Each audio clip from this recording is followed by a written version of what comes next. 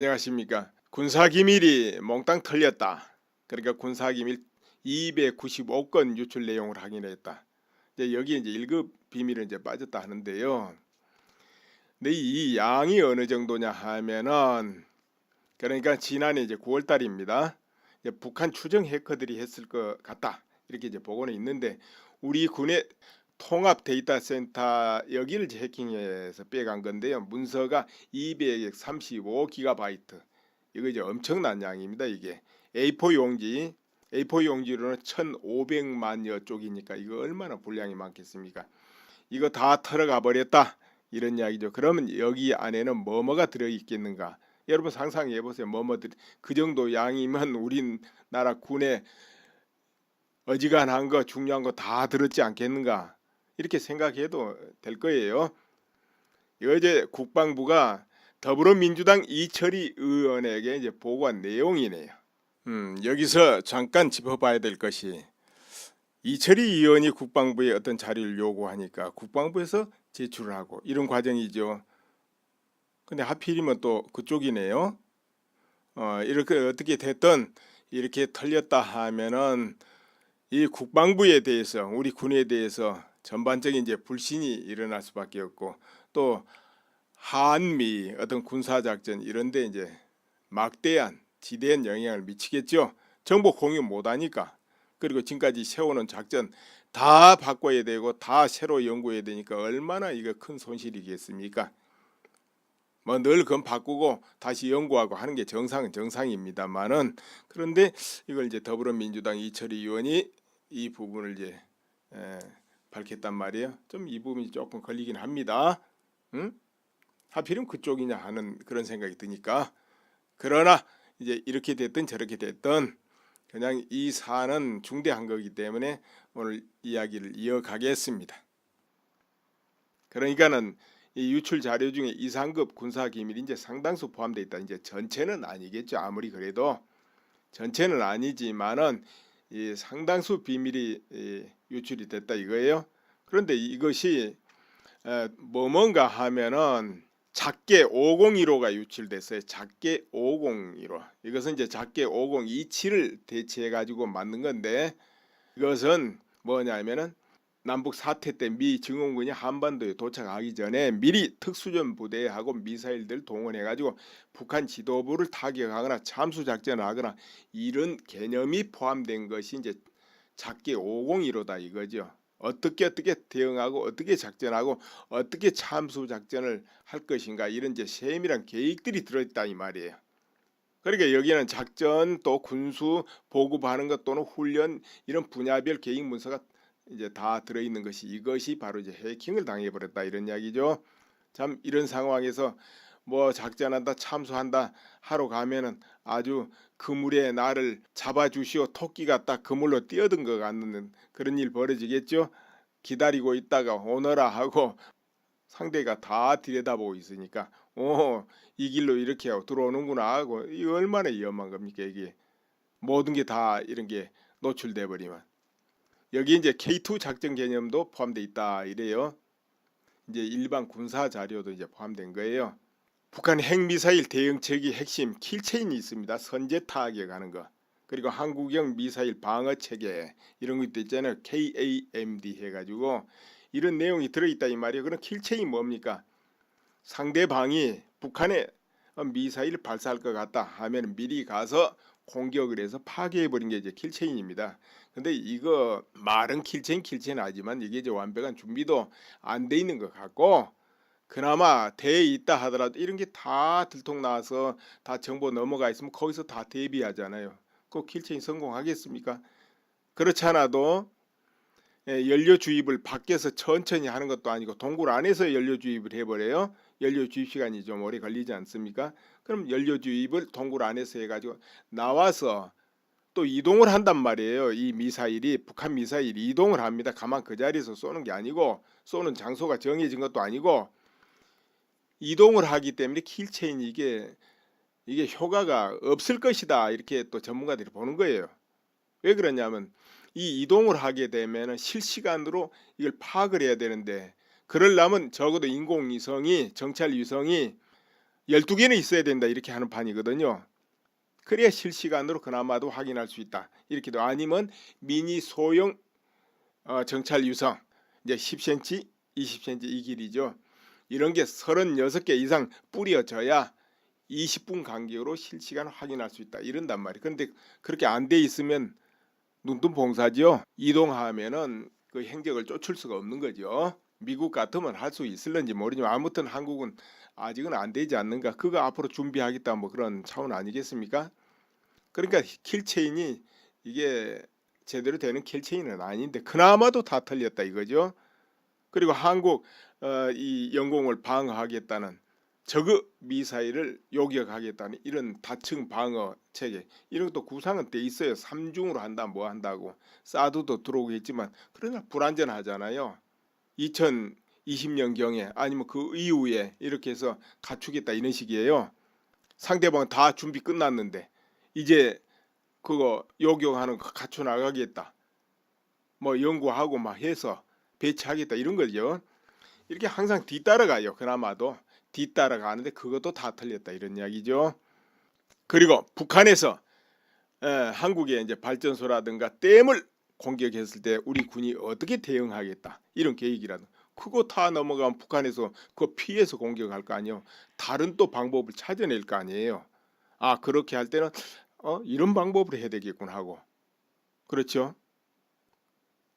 그렇게 이제 우리 군이 저그 탄도 미사일 발사, 화생방 테러, 뭐 발전소 공격 이런 이제 국가 기관 시설을 타격에 들어올 때 그것을 대응하는 계획을 나름대로 연구하고 수립해 놨는데 이것도 방어적이죠.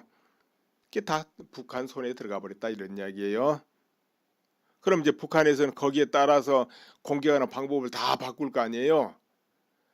근데 북한이란 나라가 저렇게 힘이 없고 중리산예에도 모든 건 공격적으로 구상을 하는 거예요. 그러니까는 어떻게 하면 한국군의 어떤 약점 같은 걸 파악하고 뚫고 들어오고 그것을 공격하는 또 무기를 개발하고 이렇게 한단 말이에요. 그러니까 한국군은 또 전체가 이제 방어 마인드다 보니까 이제 그런 걸 발견하면 부랴부랴 그때서야 이제 또 저걸 어떻게 방어할까, 예산을 어떻게 편성할까, 무엇을 연구할까, 다음에 배치를 어떻게 할까 이 연구하는 거예요. 그러니까 얼마나 늦습니까?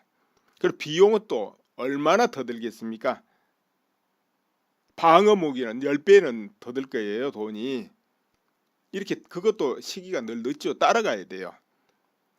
이게 전체 위에 지휘관부터 정치권이 이게 공격 마인드로 바뀌면은 북한의 약점을 속속들이 파악을 하고 연구하고 거기에 따라서 비대칭 무기를 개발할 거 아니에요.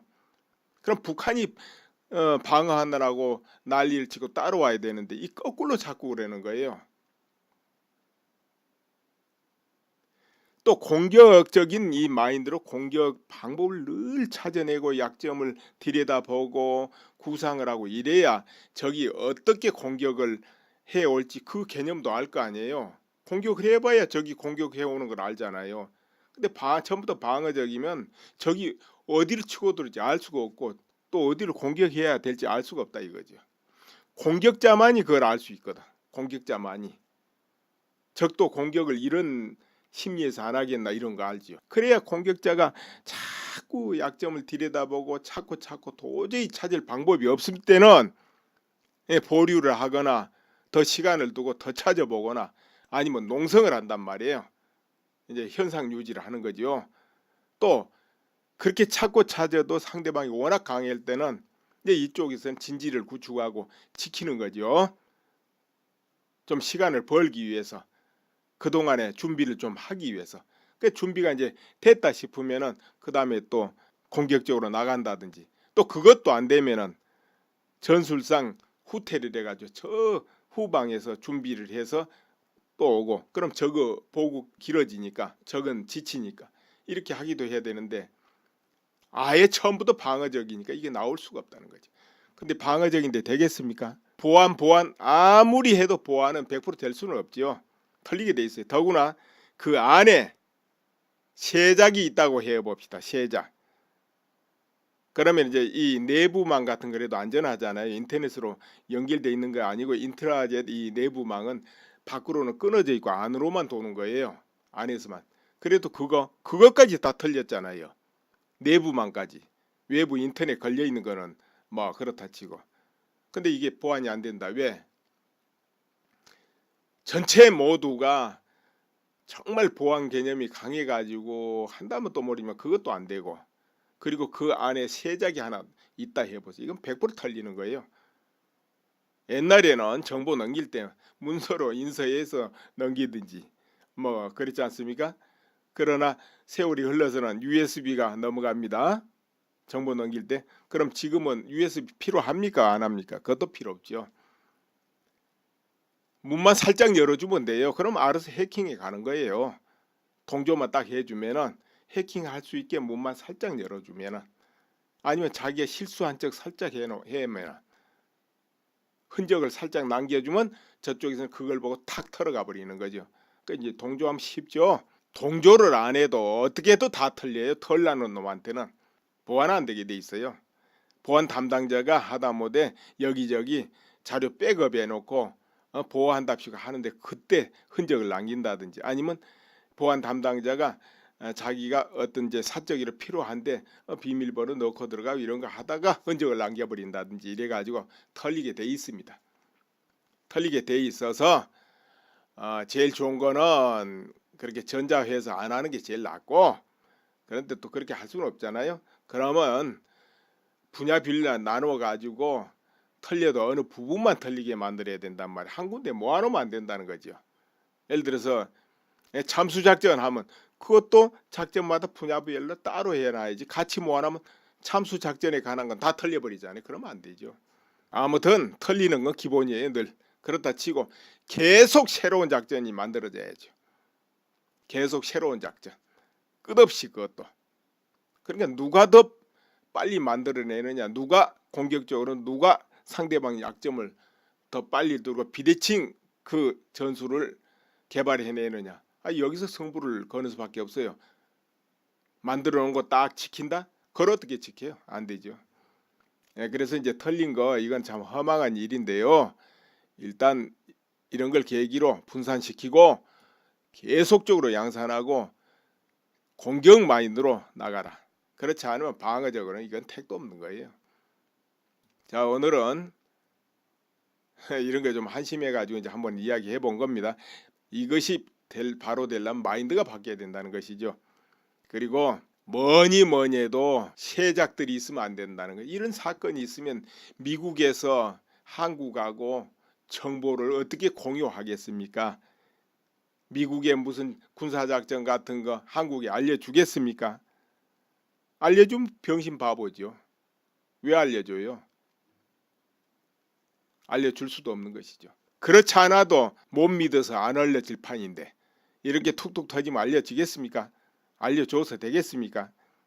이 지경으로 관리하면서 예를 들어서 한국 장군이 미군을 지휘한다. 이게 되겠습니까?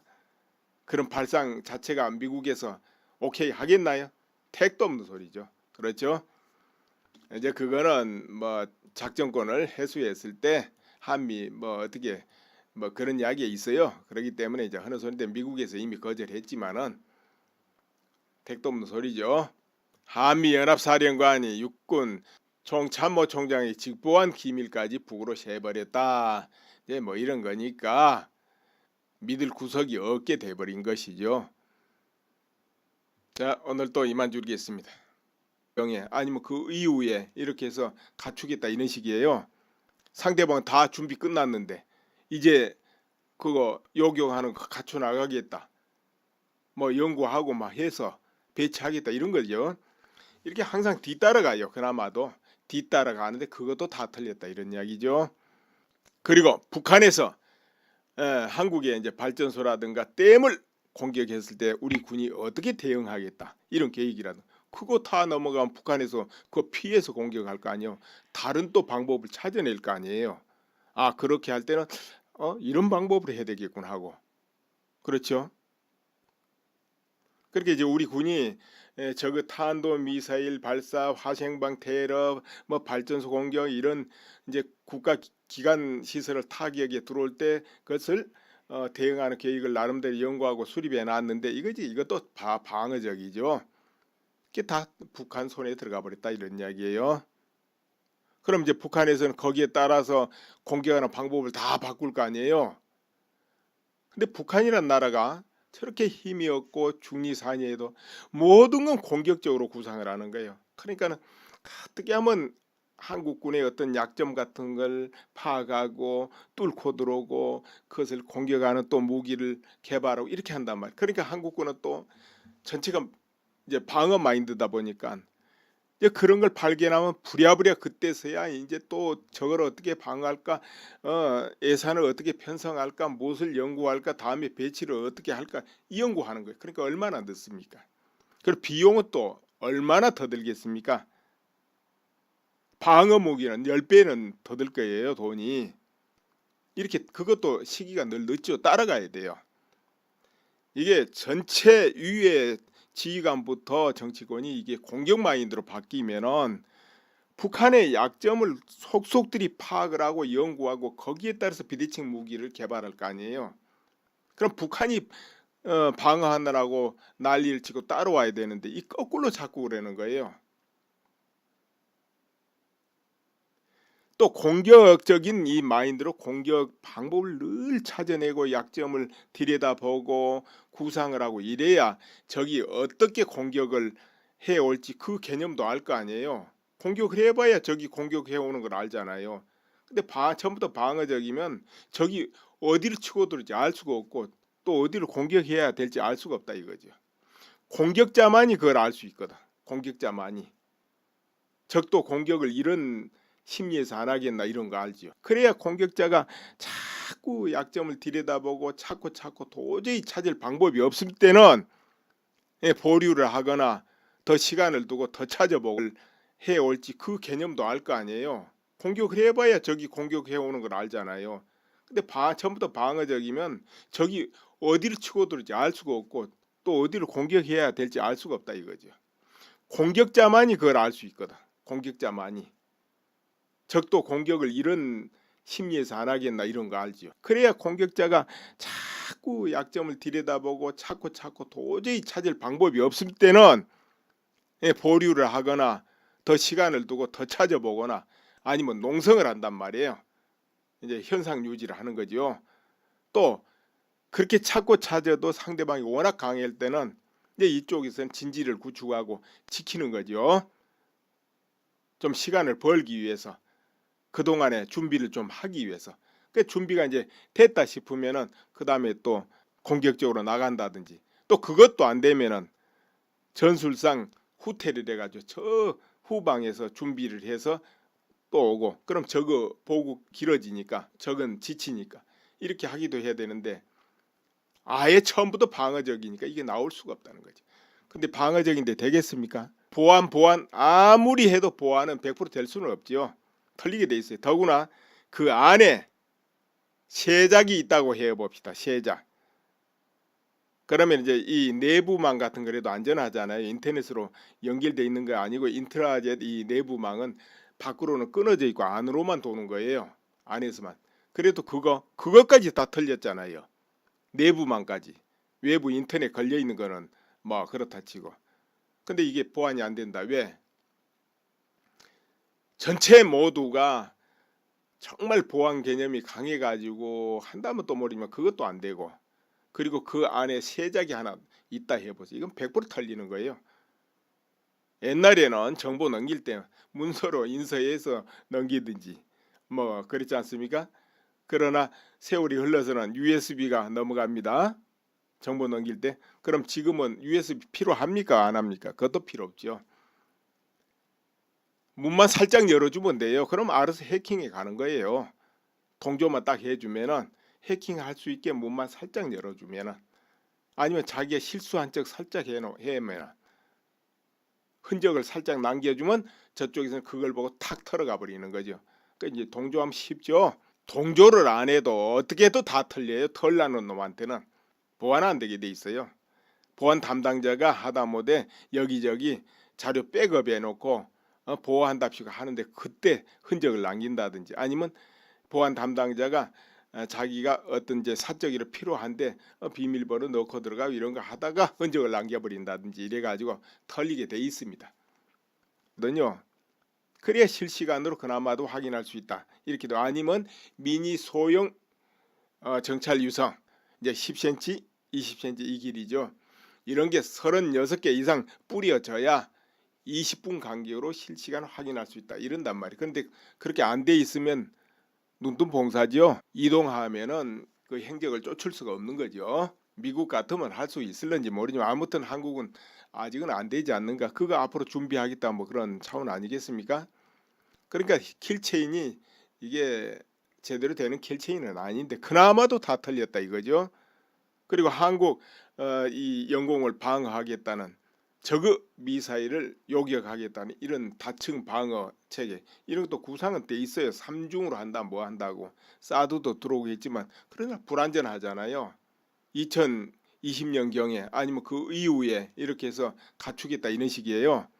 상대방 다 준비 끝났는데 이제 그거 요격하는 거 갖춰 나가겠다.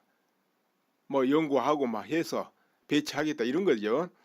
이렇게 항상 뒤따라가요. 그나마도 뒤따라가는데 그것도 다 틀렸다 이런 이야기죠. 그리고 북한에서 한국의 이제 발전소라든가 댐을 공격했을 때 우리 군이 어떻게 대응하겠다 이런 계획이라도 그거 다 넘어가면 북한에서 그 피해서 공격할 거 아니에요. 다른 또 방법을 찾아낼 거 아니에요. 아 그렇게 할 때는 이런 방법으로 해야 되겠군 하고 그렇죠. 그렇게 이제 우리 군이 저그 탄도 미사일 발사, 화생방 테러, 뭐 발전소 공격 이런 이제 국가 기관 시설을 타격에 들어올 때 그것을 대응하는 계획을 나름대로 연구하고 수립해 놨는데 이것도 방어적이죠. 이게 다 북한 손에 들어가 버렸다 이런 이야기예요.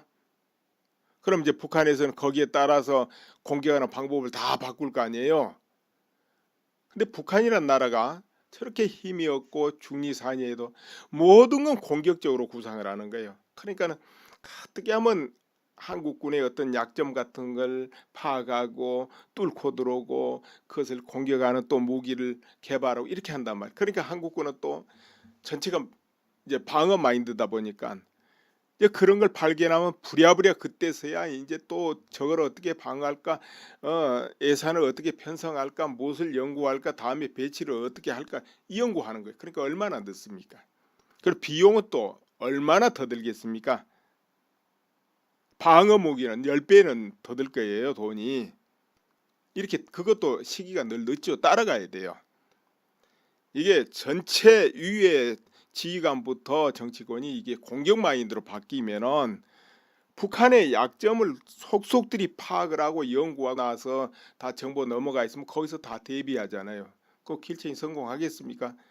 그렇지 않아도 연료 주입을 밖에서 천천히 하는 것도 아니고 동굴 안에서 연료 주입을 해버려요. 연료 주입 시간이 좀 오래 걸리지 않습니까? 그럼 연료 주입을 동굴 안에서 해가지고 나와서 또 이동을 한단 말이에요. 이 미사일이 북한 미사일이 이동을 합니다. 가만 그 자리에서 쏘는 게 아니고 쏘는 장소가 정해진 것도 아니고 이동을 하기 때문에 킬체인 이게 효과가 없을 것이다 이렇게 또 전문가들이 보는 거예요. 왜 그러냐면 이 이동을 하게 되면 실시간으로 이걸 파악을 해야 되는데 그러려면 적어도 인공위성이 정찰 위성이 12개는 있어야 된다 이렇게 하는 판이거든요. 그래야 실시간으로 그나마도 확인할 수 있다. 이렇게도 아니면 미니 소형 정찰 유성 이제 10cm, 20cm 이 길이죠. 이런 게 36개 이상 뿌려져야 20분 간격으로 실시간 확인할 수 있다. 이런단 말이에요. 그런데 그렇게 안 돼 있으면 눈뜬봉사죠. 이동하면은 그 행적을 쫓을 수가 없는 거죠. 미국 같으면 할 수 있을런지 모르지만 아무튼 한국은 아직은 안 되지 않는가. 그거 앞으로 준비하겠다 뭐 그런 차원 아니겠습니까? 그러니까 킬체인이 이게 제대로 되는 킬체인은 아닌데 그나마도 다 털렸다 이거죠. 그리고 한국 이 영공을 방어하겠다는 저그 미사일을 요격하겠다는 이런 다층 방어 체계 이런 것도 구상은 돼 있어요. 3중으로 한다 뭐 한다고 사드도 들어오겠지만 그러나 불안전하잖아요. 2020년경에 아니면 그 이후에 이렇게 해서 갖추겠다 이런 식이에요. 상대방 다 준비 끝났는데 이제 그거 요격하는 거 갖춰 나가겠다. 뭐 연구하고 막 해서 배치하겠다 이런 거죠. 이렇게 항상 뒤따라가요. 그나마도 뒤따라가는데 그것도 다 틀렸다 이런 이야기죠. 그리고 북한에서 한국의 이제 발전소라든가 댐을 공격했을 때 우리 군이 어떻게 대응하겠다 이런 계획이라도 그거 다 넘어가면 북한에서 그 피해서 공격할 거 아니에요. 다른 또 방법을 찾아낼 거 아니에요. 아 그렇게 할 때는 이런 방법으로 해야 되겠구나 하고 그렇죠. 그렇게 이제 우리 군이 저그 탄도 미사일 발사, 화생방 테러, 뭐 발전소 공격 이런 이제 국가 기관 시설을 타격에 들어올 때 그것을 대응하는 계획을 나름대로 연구하고 수립해 놨는데 이것도 방어적이죠. 이게 다 북한 손에 들어가 버렸다 이런 이야기예요. 그럼 이제 북한에서는 거기에 따라서 공격하는 방법을 다 바꿀 거 아니에요. 근데 북한이란 나라가 저렇게 힘이 없고 중리산이에도 모든 건 공격적으로 구상을 하는 거예요. 그러니까는 어떻게 하면 한국군의 어떤 약점 같은